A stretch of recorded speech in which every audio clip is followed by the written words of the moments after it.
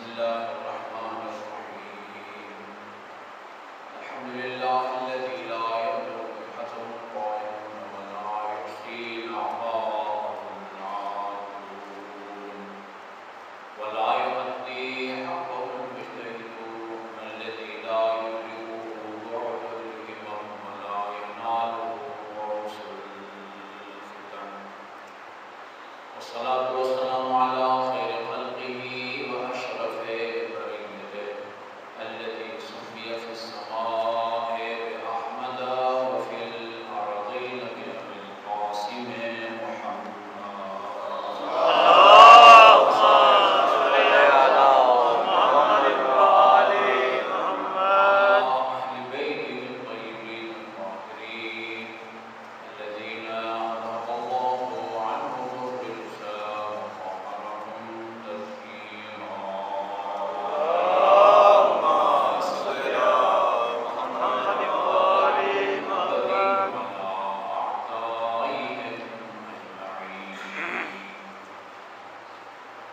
أما بعد فقال الله الحكيم بسم الله الرحمن الرحيم. يا أيها الإنسان إنك كادح إلى ربك كدحا فملاقيه. درود بھیجیے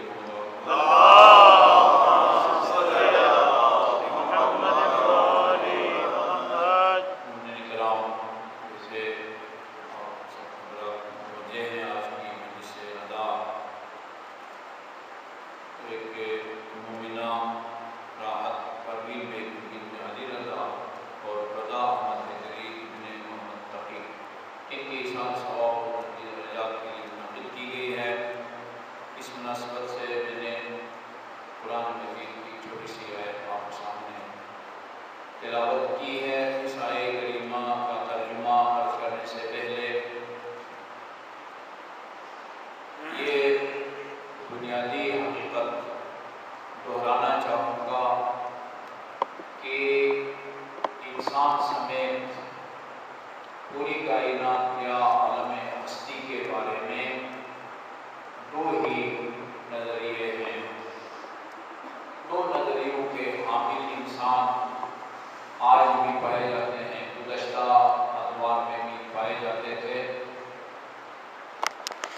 ایک نظریہ انسان اور کائنات کے بارے میں یہ ہے کہ ہم اس دنیا میں اسی چیز کو موجود مانتے ہیں جو ہم کو نظر آئے، جو محسوس ہو اور قابل مشاہدہ ہو۔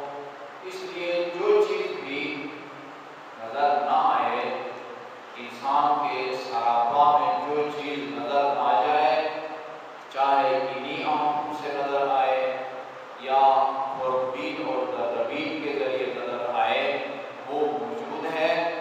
اور جو اس کے زد میں نہ آ سکے، آپ کی ان آنکھوں کے زد میں بھی نہ آ سکے، آپ کے وہ خوردبین اور دردبین کے زد میں بھی نہ آ سکے، وہ موجود نہیں ہے۔ اس لیے اس عقیدے کے مطابق انسان میں گوشت ہے، اس کو تسلیم کرتے ہیں، ہڈیاں ہیں، خون ہے، یا انسان کی سب سے چھوٹی اکائی خلیہ، ان کو مانتے ہیں اس لیے کہ یہ چیزیں نظر آتی ہیں۔ لیکن روح نام کی کوئی چیز اس عقیدے کے حامل وہ اس کو تسلیم نہیں کرتا کہ ہمیں آج تک روح نظر نہیں آئی۔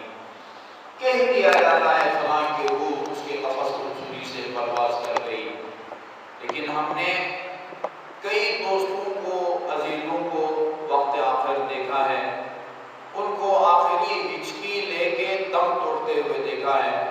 ہم نے اس کے جسم کے کسی حصے سے، سوراخ سے روح نام کی کسی چیز کو پرواز کرتے ہوئے نہیں دیکھا۔ چونکہ نہیں دیکھا اس لیے روح ہے نہیں۔ اسی طرح کائنات کے اندر زمین نظر آتی ہے، آسمان نظر آتا ہے، یہ چاند اور سورج اور یہ کہکشاں، یہ چونکہ نظر آتے ہیں لہذا موجود ہیں۔ اللہ نام کی کوئی حقیقت ہمیں آج تک نظر نہیں آئی، لہذا اللہ کے وجود کا انکار کر دیا۔ کسی چیز کا دکھائی دینا یہ اس بات کی دلیل ہے کہ وہ موجود ہے، اور جو چیز دکھائی نہ دے وہ موجود نہیں ہے۔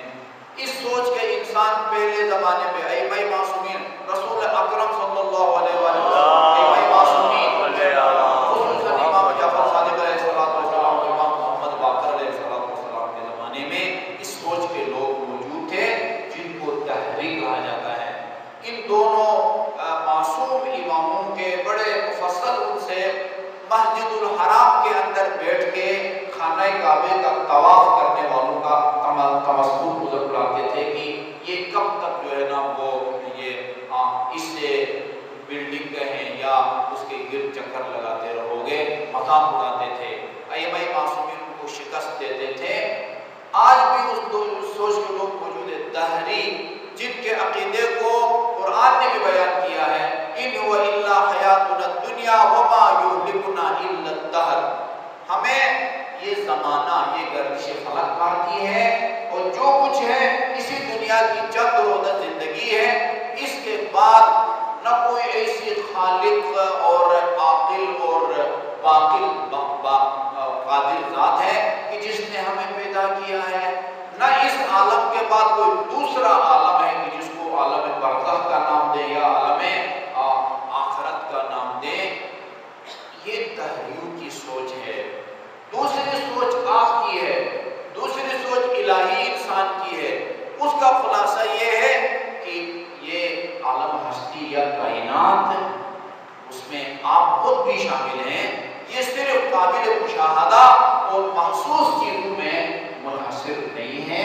اس کائنات میں بیسوں ایسی حقیقتیں ہیں جو آج تک آپ کو نظر نہیں آئیں گی، نہیں آئی، نہ آئندہ کبھی نظر آ سکتی ہے، مگر ان کے وجود کا انکار نہیں کر سکتے۔ ان میں ایک ہماری اپنی روح ہے، ان میں ایک زندگی ہے، زندگی آج تک کسی کو نظر نہیں آئی۔ آپ کہیں گے یہ جو آپ بیٹھ کے بول رہے ہیں اور ہم بیٹھ کے سن رہے ہیں، یہی تو زندگی ہے۔ میں عرض کروں گا یہ تو زندگی کی نشانیاں ہیں، یہ زندگی کے آثار ہیں، زندگی ایک معمہ ہے۔ آج تک کسی کو زندگی نظر نہیں آئی۔ جو کچھ ہمیں نظر آ رہا ہے کہ یہ گلی کوچوں میں، سڑکوں پر، دفاتر میں یہ جو آپ کو چہل پہل نظر آتی ہے، یہ زندگی نہیں ہے، یہ زندگی کے آثار و نشانیاں ہیں۔ وہ بھی آج تک کسی کو نظر نہیں آئی۔ خالق متعال بھی کسی چیز کو، کسی چیز کے دکھائی دینے کے وہ جتنے شرائط ہیں، جو شرائط وہ اللہ تعالیٰ میں نہیں ہے، لہذا اللہ تعالیٰ بھی دکھائی نہیں دیتا۔ جسم دکھائی دیتا ہے، اللہ تعالیٰ کا جسم نہیں ہے۔ انہی دو نظریات یا عقیدوں کی روشنی میں ہم موت و حیات کی تفسیر کر سکتے ہیں۔ دہری انسان کے نزدیک جو نادیدہ چیزوں کا منکر ہے، اس کے نزدیک موت صفحہ ہستی سے مٹ جانے کا نام ہے۔ اس کے نزدیک موت وہ مٹی کے ڈھیر میں تبدیل ہو جانے کا نام ہے۔ لیکن آپ کے نزدیک موت اس جسد خاکی اور وہ روح جو ہماری حقیقت ہے، ان دونوں کے درمیان عارضی طور پر رابطہ یا تعلق کے منقطع ہونے کا نام ہے عارضی طور پر ان دونوں کے درمیان میں۔ میری اور آپ کی حقیقت روح ہے۔ یہ اعضائے بدن، یہ ہاتھ، یہ پاؤں، یہ آنکھیں، یہ اس کے لیے اوزار کی حیثیت رکھتے ہیں۔ اللہ رحمت کے لیے جوش ملی آبادی نے کہا تھا، وہ فرشتہ موت کا آتا ہے، فرشتہ موت کا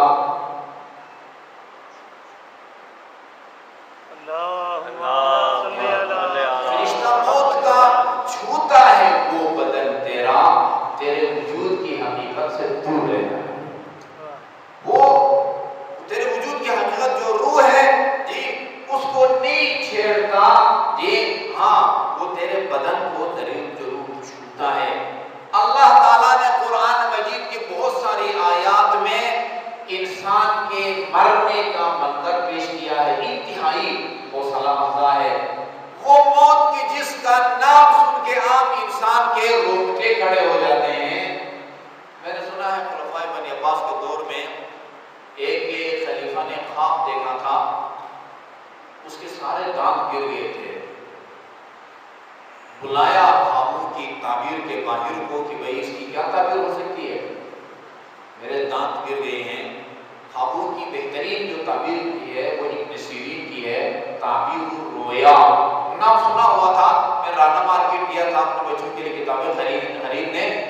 مجھے یہ کتاب مل گئی کوئی 8-10 سال پہلے 400 میں نے خریدی، اس میں بہت سارے امام جعفر صادق علیہ السلام کے حوالے بھی ہیں۔ تعبیر الرؤیا ابن سیرین کی، اس میں بھی میں نے دیکھا، میرے سارے دانت گر گئے ہیں، کیا تعبیر ہو سکتی ہے؟ اس بیچارہ سادہ آدمی نے کہا کہ اس کی تعبیر یہ ہے کہ آپ کے سارے عزیز رشتہ دار آپ سے پہلے مر جائیں۔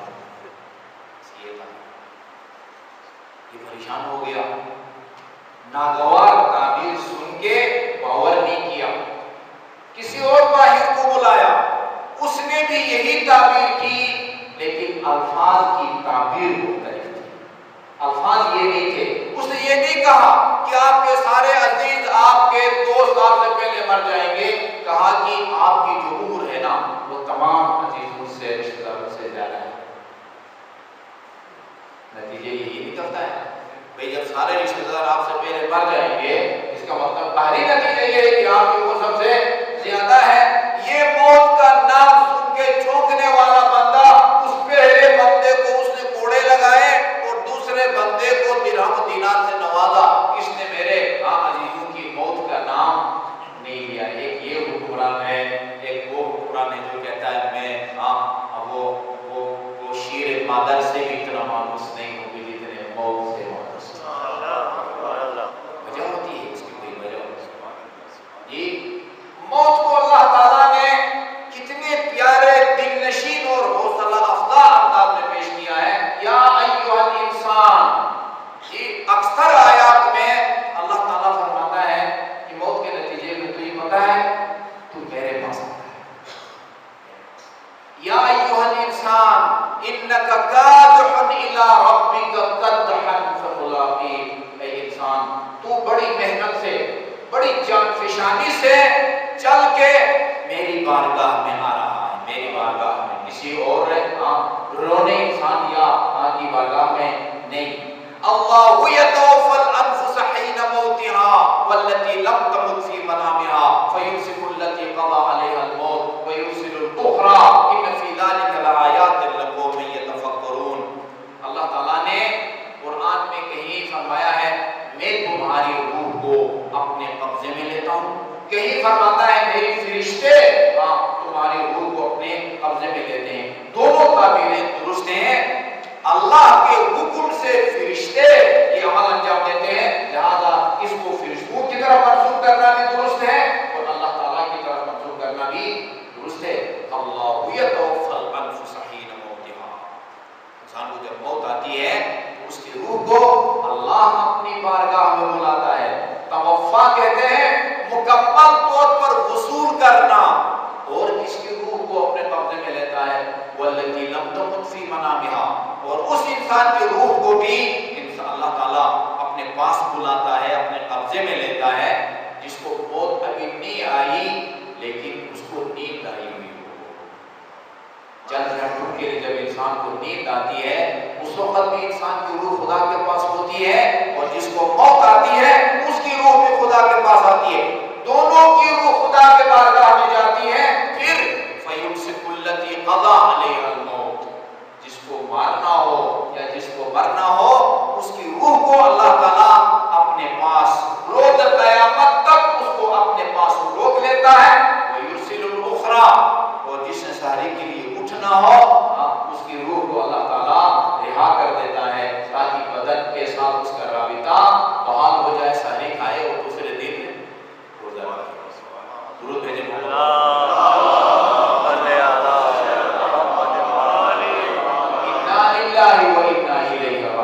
کتنی قرآن کی آیات ہیں جی، ان میں اللہ تعالیٰ فرماتا موت کے نتیجے میں تم دھکے نہیں کھاتے، تم میرے پاس آتے، اپنے خالق کے پاس۔ بڑا پیارا شعر ہے فارسی کا جو براہ راست سمجھتے ہیں وہ زیادہ محفوظ ہوں گے۔ وہ فارسی شاعر نے کہا من ملک بودم فردوس قریب جائے بود، آدم آور تو ترین خرابہ جائے بتا۔ وہ کہتے ہیں میں تو فرشتہ تھا، جی میں تو فرشتوں کے ساتھ میرا گزر اوقات ہوتا تھا، آدم آور وہ ترین خرابہ جائے بتا۔ یہ بابا آدم کی وجہ سے مجھے اس خرابے میں آنا پڑا، ورنہ میرے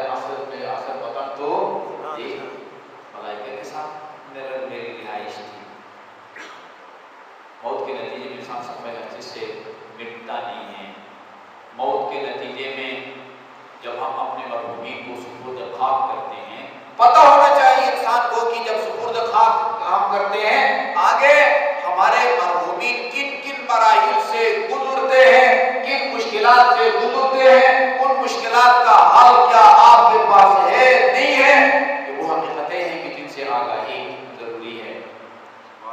سپرد خاک کر کے آ جاتے ہیں، یہ اینٹوں کی چنائی کر کے اور کئی من مٹی ڈال کے جب واپس آتے ہیں، وہ روح جو نکل چکی ہوتی ہے حساب کتاب کے لیے، نکیر اور منکر کا جواب دینے کے لیے اس جسد خاکی میں لوٹا دی جاتی ہے۔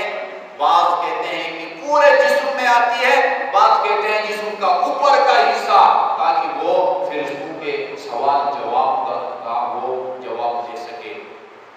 میں اکثر عرض کرتا ہوں، آپ کے عقائد کا خلاصہ جامع انداز میں جو آپ کے عقائد ہیں وہ تلقین میں موجود ہیں، جو آپ اپنے میت کا شانہ ہلا ہلا اس کو بتاتے ہیں کہ فرشتے جب تجھ سے آئیں کہ تیرا رب کون ہے، ان کو بتانا ہے جواب میں اللہ میرا رب ہے، محمد مصطفیٰ میرے نبی ہے، قرآن میری کتاب ہے، کعبہ میرا قبلہ ہے، قرآن میری کتاب ہے، علی سے لے کر مہدی موعود تک یہ میرے 12 امام ہیں، ہؤلاء ائمتی، یہ 12 میرے امام ہیں، بہم اتولا ومن اعدائهم اتبرؤ، میرے دل میں ان کی ولا ہے اور ان کے دشمنوں سے نہ میرا دنیا میں کوئی تعلق تھا نہ آخرت میں کوئی تعلق تھا۔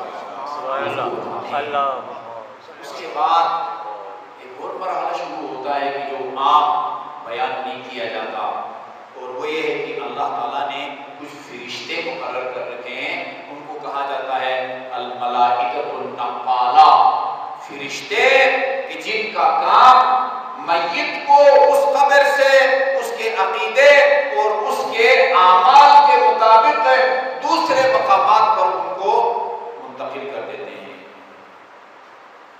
جس طرح جیسے ہوتے ہیں پکی پوسٹنگ ہو جاتی ہے کہیں، کسی کو کہیں بھیج دیا جاتا ہے، کسی کو ریکروٹ بھرتی کرنے کے بعد کسی کو کہیں بھیج دیا جاتا ہے، کسی کو کہیں بھیج دیا جاتا ہے۔ ملائکہ نقالہ کسی کو یمن کے وادی برہوت اس کی میت کو منتقل کر دیتے ہیں، یہ ملائکہ نقالہ، اور کسی کو نجف اشرف، کسی کو کربلا معلی، ائمہ ہدا علیہ الصلوۃ والسلام کے اتباع مقدسہ کے جوار کو اس کو منتقل کر دیا جاتا ہے۔ 20 ایسی مثالیں ہیں، نمونے ہیں جن سے یہ ثابت ہے کہ فرشتے نقالہ یہ مرنے والے کو اس کے عقیدہ اور اعمال کے مطابق یہ دنیا کے اچھے یا برے مقامات تک اس کو منتقل کر دیتے ہیں۔ میں کل پڑھ رہا تھا آیت اللہ بہبہانی اپنے دور کے مرجع تقلید تھے، ان کے پاس کربلا میں ایک صاحب ایک بہت بڑی تھیلی جس میں سونے کے وہ زیورات تھے بہت سارے، وہ لے کے آئے اور ان سے کہا کہ یہ آپ کی خدمت میں پیش کرنے لایا ہوں، اس کو جہاں چاہیں آپ خرچ کر دیں، طلبہ میں خرچ کر دیں، ناداروں میں تقسیم کریں، آپ غریب بچوں کی شادیوں میں خرچ کریں، آپ کی مرضی ہے، میں آپ کے حوالے کر کے جا رہا ہوں۔ انہوں نے پوچھا یہ کس مت میں ہے، کیا ہے؟ آپ اس کو پس منظر میں جانا چاہوں گا۔ ہمارے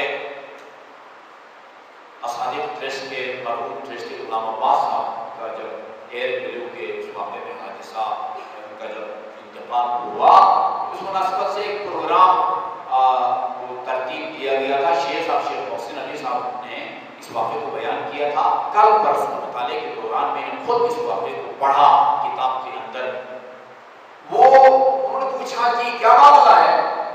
کہا کہ میں پیشے کے اعتبار سے تاجر ہوں، محمد علی شیروانی اس کا نام ہوتے ہیں، میں اپنے تجارت کے سلسلے میں، کاروبار کے سلسلے میں ایران سے روسیہ چلا گیا، روس، اور وہاں جا کے میری ملاقات ایک لڑکی سے ہوتی ہے، خوبرو لڑکی سے ہوتی ہے، وہ ہمارے تعلقات آگے بڑھتے گئے اور یہاں تک نوبت آئی کہ ہم دونوں نے فیصلہ کر لیا کہ ہم شادی کر لیتے ہیں۔ لیکن وہ خاتون عیسائی تھی، یہ مسلمان تھے، ایران کے شیعہ مسلمان تھے، یہ خاصکاری کے لیے اس کے باپ کے پاس چلے گئے۔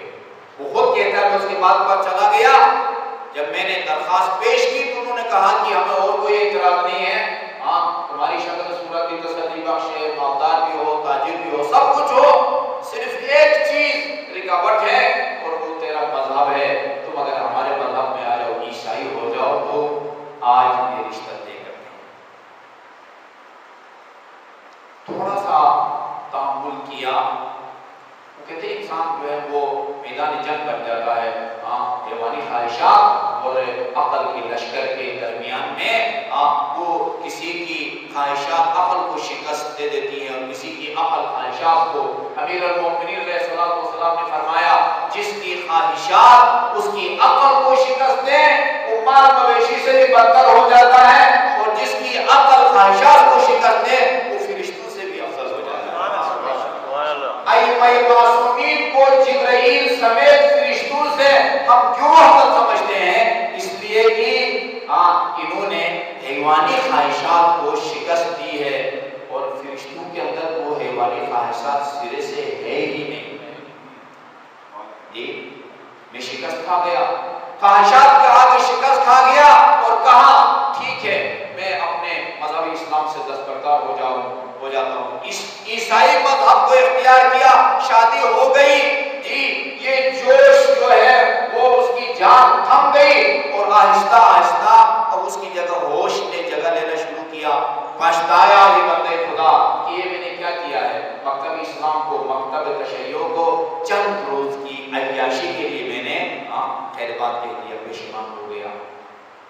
وہاں سے نکلنے کا کوئی راستہ نہیں ملتا ہے۔ وہ کہتا ہے میں نے اس وقت نواسے پیغمبر حسین ابن علی علیہ السلام کو اپنا وسیلہ بنایا، اور تنہائی میں جا کے واقعے کربلا کو یاد کر کے ایک ایک شہید کے مسائل پڑھ کے روتا تھا، اور میری عیسائی بیوی میرے پاس بیٹھ کے یہ منظر دیکھتی تھی۔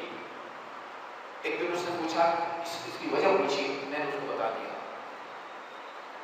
اصل میں نے دوسری شادی کی خاطر عیسائیت کا اعلان کیا، مگر میرے ضمیر وجدان وہ ملامت کرتا ہے، اور کہا کہ یہ کس کا ذکر کر کے روتے ہو؟ وہ واقعہ کربلا کا سارا پس منظر پیش کیا، حسین کون ہے جی اور وہ کس کا نواسا ہے؟ وہ کہتے جب میں نے سید الشہداء علیہ السلام کے شہادت کا تذکرہ تفصیل سے بیان کیا، میری بیوی نے مکتب تشیع کو اختیار کیا۔ اس کے بعد پھر ہم نے یہ فیصلہ کیا کہ وہاں سے نکل کے ہم دونوں کربلا منتقل ہوتے ہیں، لیکن اتفاق سے وہ بیمار ہو جاتی ہے اور وہی اس کا انتقال ہو جاتا ہے، اور ان کے رسم و رواج کے مطابق وہ اس کے گردن میں وہ زیورات کو لاد دیتے ہیں اور اس سونے کے زیورات سمیت اس کو دفن کر دیتے ہیں۔ اب میں نے سوچا اب کیا کریں؟ میں نے یہ فیصلہ کیا کہ قبر کشائی کرتے ہیں، قبر سے اپنی زوجہ کی میت کو نکال کے راتوں رات میں یہاں سے نکل جاتا ہوں کربلا محلہ کے لیے۔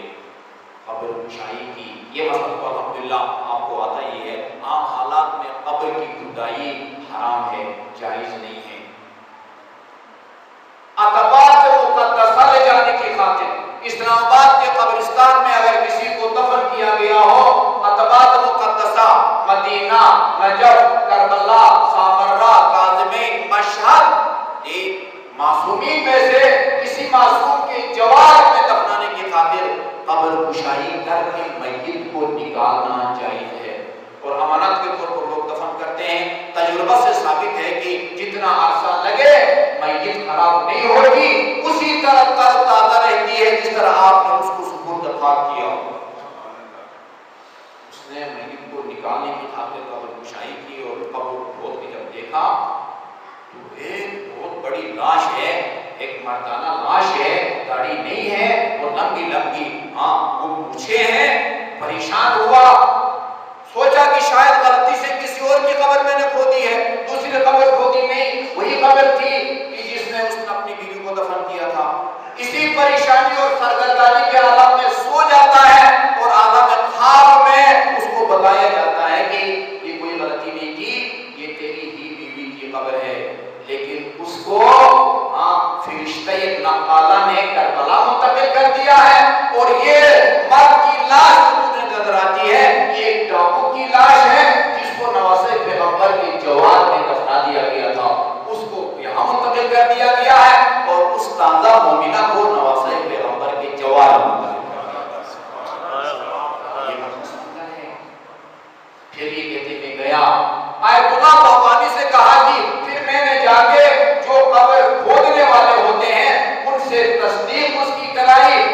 کہا ہاں فلاں جگہ فلاں قطاع الطریق کہتے ہیں عربی میں، یہ راہزن ڈاکو دفن تھا، اس کو اس جگہ دفنایا گیا تھا، اور اس کی لاش کے روس منتقل کر دی جاتی ہے۔ نقالہ دعا فرمائیں اللہ تعالیٰ ہماری رحلت کے بعد ایک وہ ہمیں نواسۂ پیغمبر یا امیر المومنین علیہ السلام کے جواب میں منتقل کریں، اس لیے کہ خصوصیت ہے وہاں دفن ہونے کی الگ خصوصیت ہے، کربلا میں دفن ہونے کی خصوصیت الگ ہے، نواسۂ پیغمبر کے پاس دفن ہونے کی خصوصیت الگ ہے۔ مدینہ منورہ میں رسول اکرم اور خاتون جنت، کیا ہوا اگر آپ کو خاتون جنت کی قبر وہاں نظر نہیں آتی؟ زیارت نامہ ہاتھ میں ہوتا ہے اور ہم یہ جملہ پڑھ رہے ہوتے ہیں، السلام علیکی یا ممتحنہ التی امتحن باللہ قبل ان یخلقکی۔ آپ خاتون جنت سے خطاب کر کے کہتے ہیں کہ بہت بڑے آزمائش میں مبتلا ہوئی آپ کی خلقت سے پہلے اللہ تعالیٰ نے آپ کا امتحان لیا اور اپنی خلقت سے پہلے آپ نے یہ کامیابی حاصل کی ہے۔ زیارت نامہ ہاتھ میں ہوتا ہے، سلام کر رہے ہوتے ہیں، مگر آپ کو یہ پتہ نہیں ہوتا کہ محمد کی بیٹی حرم میں دفن ہے، جنت البقیع میں دفن ہے، منبر اور محراب کے۔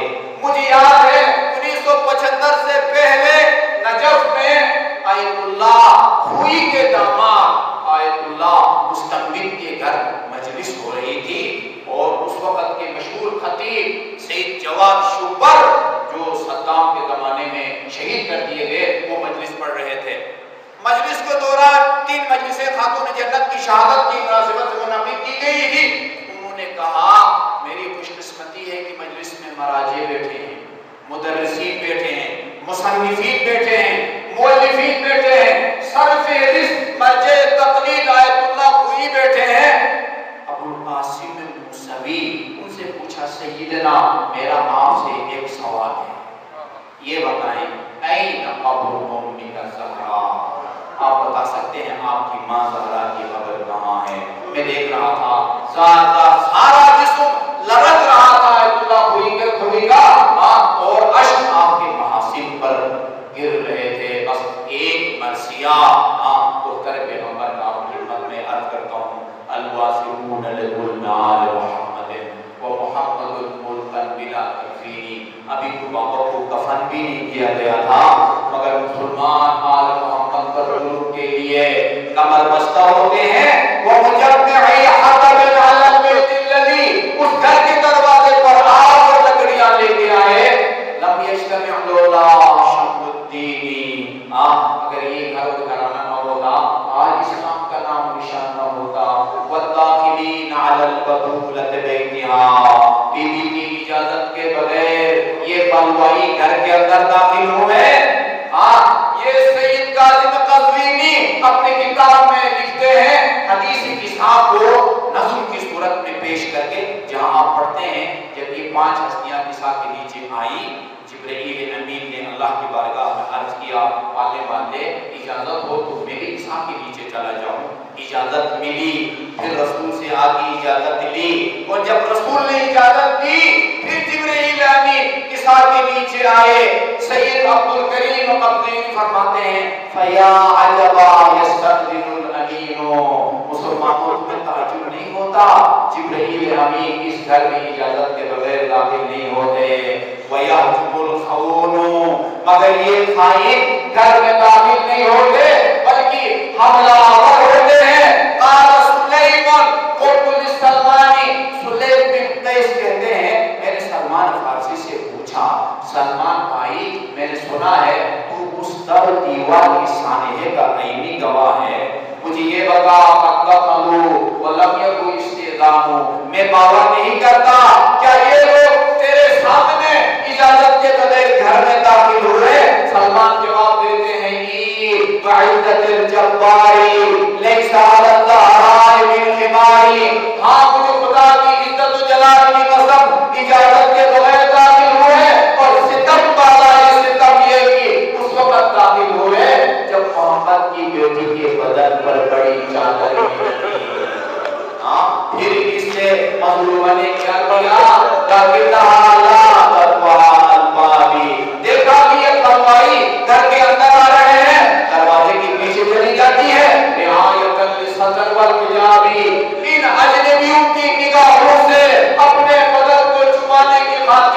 طرف دیوار کی پیچھے چلی جاتی ہے. فلما رأوها عزازانو یہ جملہ ہے مصرع ہے اس کا میں آج تک ترجمہ نہیں کر سکا نہ کبھی ہمت کر سکوں گا. جب دیکھا کہ محمد کی بیٹی تو دیوار کے درمیان میں ہے